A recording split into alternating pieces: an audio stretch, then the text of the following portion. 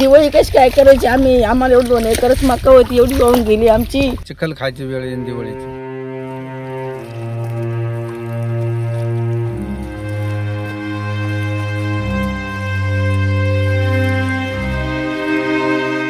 तालुक्यासह एरणगाव परिसरामध्ये मोठ्या प्रमाणात पावसाने धुमाकूळ घातला.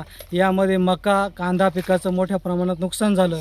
शेतकऱ्यांच्या दिवाळीसाठी फक्त या तालुक्यामध्ये मका हे एकमेव हुकमी पीक होतं. आता शेतकऱ्यांनी स्वतःची दिवाळी कशी करायची, लेकीबाळींची बी दिवाळी त्यांच्यासाठी कशी साजरी करायची.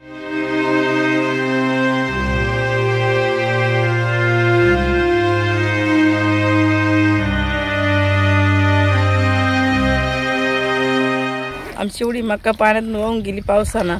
2 एकर मका वाहून गेली. मग आम्ही काय खायचं आता? आम्ही रोज जाणारे माणसं, आम्हाला तेवढीच मका होती मागं आधार. माझी 2 एकर मका वाहून गेली. सरकारने आता हे कर्जमाफीचं पण तातडीनं मदत द्यावी का तर नाही देतात. हे चिखल खायची वेळ येईन दिवाळीची.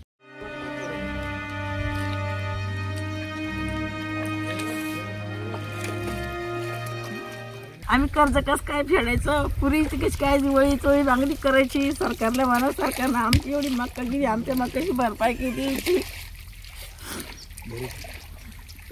मदत करायची आम्हाला काहीतरी, तर आम्ही जगू. आम्ही काही ढेकळं खायचे का माती खायची?